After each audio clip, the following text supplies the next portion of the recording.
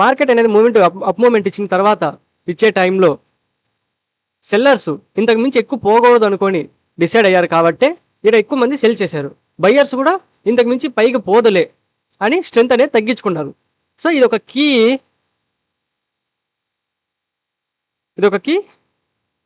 Support అనేది resistance, ఇదొక key resistance లాగా పనిచేస్తుంది. ఏదైనా కొన్ని సందర్భం ఒకవేళ దాంచి మళ్ళీ ఇది సపోర్ట్గా యాక్ట్ చేసిన తర్వాత మళ్ళీ అప్ మూమెంట్ ఇచ్చినా కూడా మళ్ళీ వీడికి వచ్చిన తర్వాత సెల్లర్స్ అనే వాళ్ళు యాక్టివ్ అవుతారు. ఎందుకంటే ప్రీవియస్గా ఈడ సెల్లర్స్ యాక్టివ్ అయ్యారు. సో ఈడ సెల్ చేసి స్టాప్ లాస్ ఇక్కడ పెట్టుకొని సెల్ చేయడం జరిగింది అసెట్ని. అంతమించి ఎక్కువ పోకూడదు. అంతమించి ఎక్కువ పోతే ఇది వాల్యూ ఫర్ మనీ కాదు అనుకోను. Some reasons, some technical analysis, fundamental, అది ఏదో కావచ్చు, న్యూస్ ఏదో ఒకటి కావచ్చు. సో ఇక్కడికి వచ్చిన తర్వాత వెంటనే మళ్ళీ సెల్లర్స్ యాక్టివ్ అవుతారు. సెల్లర్స్ యాక్టివ్ అయ్యి మళ్ళీ మార్కెట్ అనేదాన్ని కిందికి పుష్ చేయడం జరుగుతుంది. పుష్ చేస్తున్నట్లే మళ్ళీ ఇక్కడ సపోర్ట్ బేస్ చేసింది కదా, వీడికి వచ్చిన తర్వాత ఇక్కడ మళ్ళీ సపోర్ట్ తీసుకుంటుంది. సార్ మనం ఏమంటాము, డిమాండ్ అని కూడా అంటాం. సప్లైని, సపోర్ట్ని డిమాండ్ అంటాం. మార్కెట్ అనేది రెసిస్టెన్స్ దగ్గరికి వచ్చిన తర్వాత సెల్లర్స్ యాక్టివ్ అవుతారు. అలాంటి మళ్ళీ మార్కెట్ని కిందికి పుష్ చేయడం జరుగుతుంది.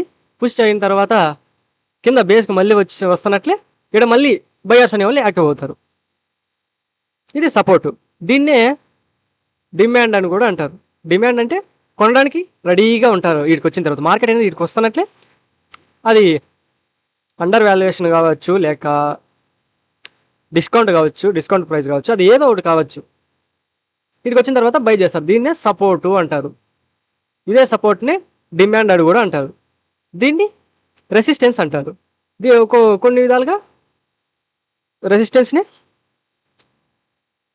సప్లై అంటారు. సప్లై అంటే ఏం లే, బయర్స్కి సప్లై చేస్తారు ఇక్కడ సెల్లర్స్ స్టాక్ని కానీ అసెట్ని, ఏదో దాన్ని, ఇండెక్స్ని. దీన్ని సప్లై అంటారు.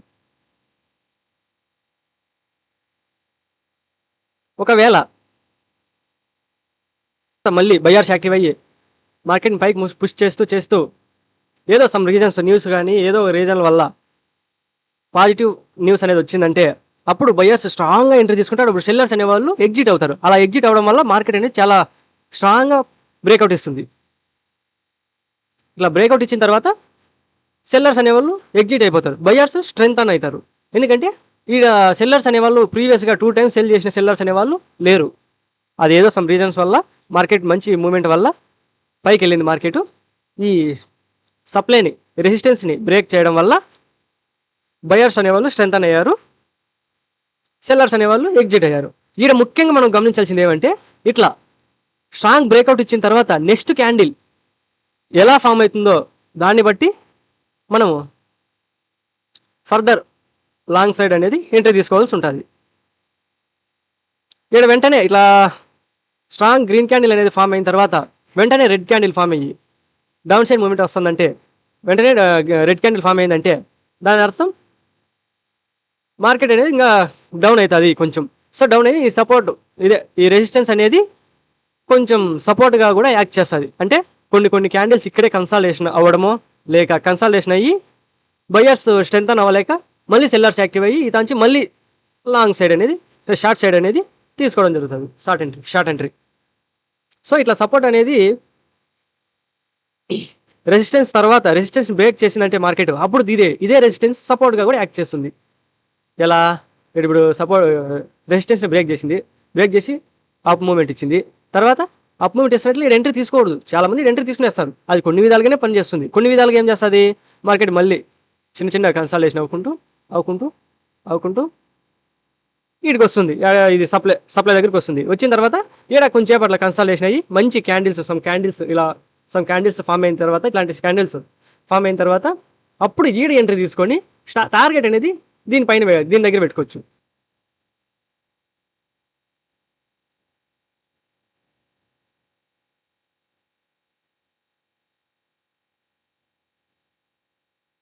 ఇట్లా టార్గెట్ అనేది దీనిపైన ఇచ్చుకోవచ్చు. ఎప్పుడన్నా కానీ ఇలాంటి రెసిస్టెన్స్ని బ్రేక్ చేసిన తర్వాత మార్కెట్ కొంచెంసేపు కన్సల్టేషన్ వల్ల, లేకపోతే మంచి క్యాండిల్, దాని తర్వాత క్యాండిల్ అనేది మంచి గ్రీన్ క్యాండిల్ ఏర్పడి, హెల్దీ గ్రీన్ క్యాండిల్ ఏర్పడి, మర్బూజ్ కానీ లేక హ్యామర్ కానీ ఇలాంటివి ఫామ్ అయిన తర్వాత మార్కెట్ అనేది మూమెంట్ ఇచ్చుకుంటుంది. ఆ హ్యామర్ కింద హ్యామర్ కింద స్టాప్ లాస్ అనేది పెట్టుకొని టార్గెట్ అనేది కొన్ని పాయింట్స్ వరకు పెట్టుకొని ఎంట్రీ తీసుకోవచ్చు. కొన్ని సందర్భాల్లో స్ట్రాంగ్గా బ్రేక్అవుట్ అయిన తర్వాత మళ్ళీ కన్సల్టేషన్ అయ్యి కిందికి వచ్చి తర్వాత ఇదే రెసిస్టెన్స్ని సపోర్ట్ లాగా యాక్ట్ చేసి, అదే డిమాండ్ లాగా యాక్ట్ చేసి మళ్ళీ ఇక్కడ డిమాండ్ క్రియేట్ చేసుకొని బయర్స్తో పైకి స్ట్రెంత్ అనేది పైకి పోతుంది మార్కెట్. చూపిస్తాను ఇప్పుడు చాట్లు ఏవి చూపిస్తాను ఎలా ఫామ్ ఉంటాయి. ఇది వచ్చి మార్కెట్ పైకి వెళ్ళిన తర్వాత ఇక్కడ సపోర్ట్ రెసిస్టెన్స్గా యాక్ట్ చేసి మళ్ళీ మార్కెట్ అనేది కిందికి వచ్చింది, మళ్ళీ మార్కెట్ పుష్ అయింది, మళ్ళీ సెకండ్ టైం కూడా సపోర్ట్ కానీ యాక్ట్ చేసింది ఆ పైన లైన్. దాని నుంచి మళ్ళీ మార్కెట్ కిందికి వచ్చింది.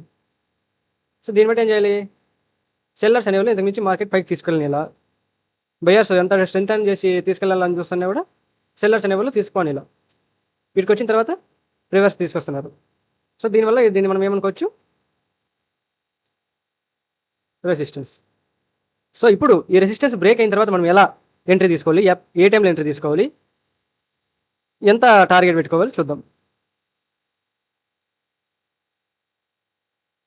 చూడండి, మార్కెట్ అనేది స్ట్రాంగ్గా బ్రేక్అవుట్ చేసింది. బ్రేక్అవుట్ చేసిన తర్వాత మళ్ళీ రీట్రేస్ అయింది.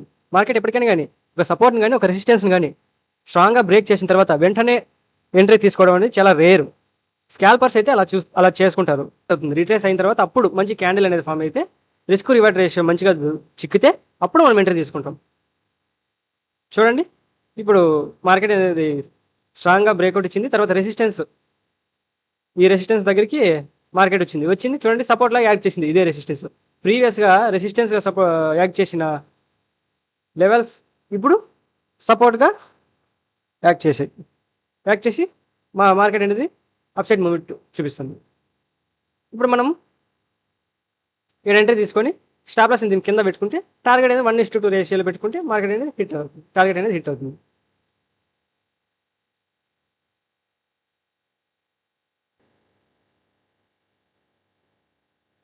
ఇది ఒక సపోర్ట్ లైన్.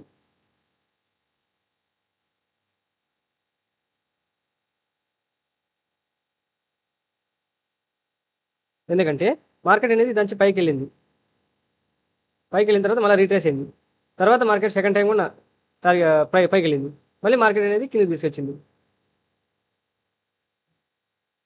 సో దీన్ని సపోర్ట్గా యాక్ట్ చేస్తుంది. ఇప్పుడు ఇక్కడ చూద్దాం, మార్కెట్ అనేది స్ట్రాంగ్గా బ్రేక్అవుట్ ఇస్తే ఎలా ఎంట్రీ తీసుకోవాలి.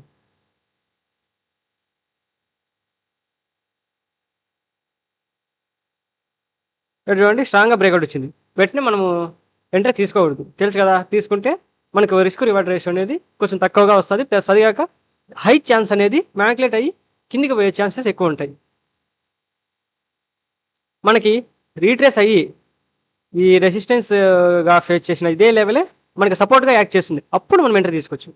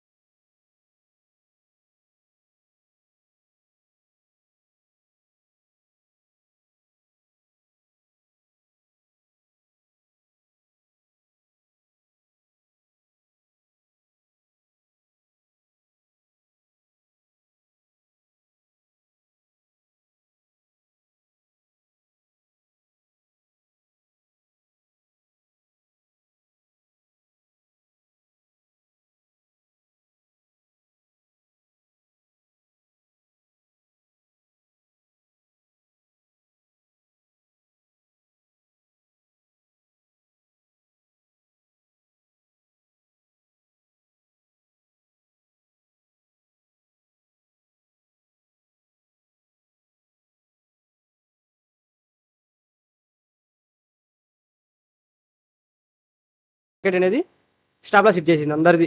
ఇక్కడ బయర్స్ ఉండాలి కదా, వీళ్ళందరినీ మ్యానిపులేట్ చేసి కొంచెం మ్యానిపులేట్ చేసి ఒకసారి మూవ్ అయింది, తర్వాత రీట్రేస్ అయింది. ఒకసారి ప్రైస్ అనేది అందరి స్టాప్ లాస్ని హిట్ చేసి మూవ్ అయిన తర్వాత నెక్స్ట్ టైం ఎప్పుడైతే అలా మూవ్ అయిన తర్వాత అప్పుడు మనం ఎంట్రీ తీసుకోవాలి. మీరు ఎంట్రీ తీసుకుంటే రిస్క్ రివార్డ్ రేషియో బాగా చిక్కుతుంది.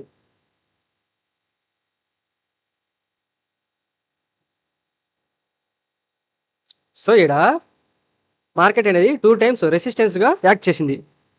చూడండి, ఏదైనా రెసిస్టెన్స్ కానీ సపోర్ట్ కానీ లెవెల్ బ్రేక్ అయిన తర్వాత మార్కెట్ బ్రేక్ అయిన తర్వాత వెంటనే పుల్ బ్యాక్ అనేది ఒకటి వస్తుంది. రీట్రేస్మెంట్ వచ్చి కరెక్ట్గా ఈ రెసిస్టెన్స్ లెవెల్ ఉంది కదా, దాని దగ్గరికి వచ్చిన తర్వాత దాన్ని తాకి అప్పుడు ఆ లెవెల్ని మనం మార్కెట్ అనేది ఆ లెవెల్ని బయ్యింగ్ సైడ్గా సపోర్ట్ లాగా తీసుకొని అప్పుడు ఒరిజినల్ బయర్స్ యాక్టివ్ అయ్యి మార్కెట్ని పైకి తీసుకెళ్ళడానికి ట్రై చేస్తారు. ఇక్కడ చూడండి, మార్కెట్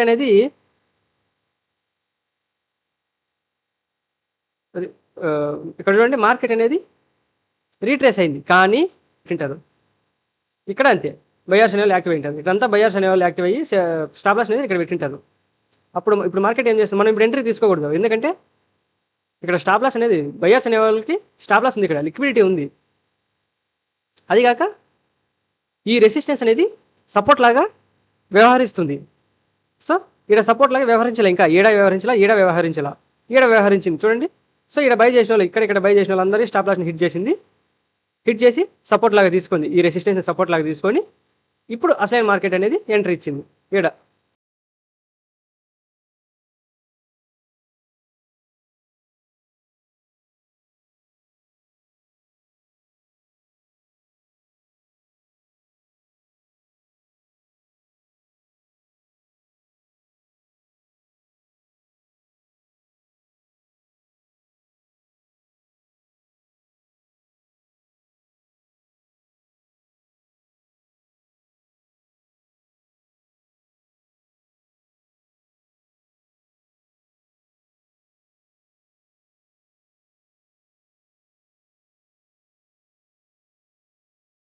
తర్వాత ఒక హయ్యర్ లోని ఫామ్ చేసిన తర్వాత మార్కెట్ అనేది రివర్సల్ అయింది. తర్వాత సడన్ ఈ స్టేజ్కి వచ్చిన తర్వాత మళ్ళీ సెల్లర్స్ యాక్టివ్ అయ్యి మార్కెట్ని డౌన్ ట్రెండ్కి కంటిన్యూ చేద్దామని పుష్ చేశారు. సో వెంటనే మార్కెట్ ఏమైంది, కిందకి వచ్చి ఈ ప్రీవియస్ లో ఉంది కదా, ఈ ప్రీవియస్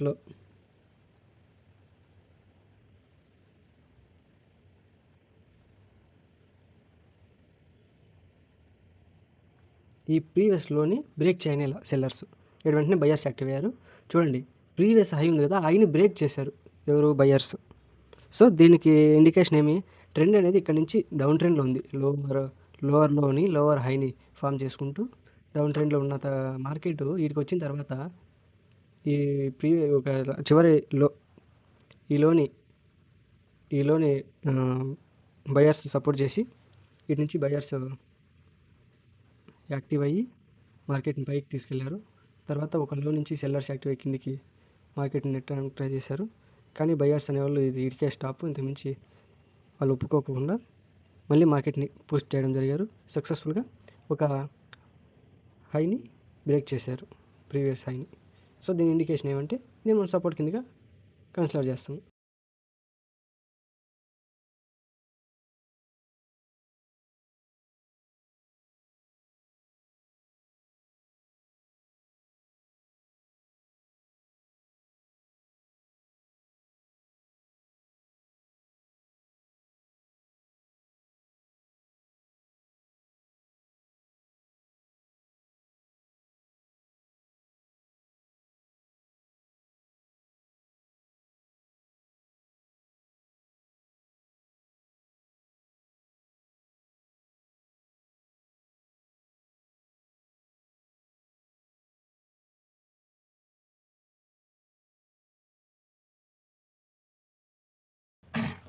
సో మనం ఇక్కడ ఎంట్రీ తీసుకున్న తర్వాత స్టాప్ లాస్ అనేది కింద పెట్టుకొని టార్గెట్ పెట్టుకుంటే మార్కెట్ అనేది టార్గెట్ హిట్ అవుతుంది. ఇలా సపోర్ట్ అనేది 2 టైమ్స్ సేమ్ లెవెల్ దగ్గర రియాక్ట్ అయినప్పుడు లేదా టచ్ చేసి రివర్సల్ అయినప్పుడు మార్కెట్ అనేది సెల్లర్స్ లేక బయ్యర్స్ అనేవాళ్ళు ఒక రేంజ్ వచ్చిన తర్వాత, ఒక రేంజ్ తాకి కానీ ఒక ఏరియా దాకా వచ్చిన తర్వాత మార్కెట్ని పదే పదే పుష్ చేయడం కానీ లేదా అదే సేల్ చేయడం కానీ బై చేయడం కానీ చేస్తారు. ఆ రేంజ్ని సపోర్ట్ ఆర్ రెసిస్టెన్స్ అంటారు.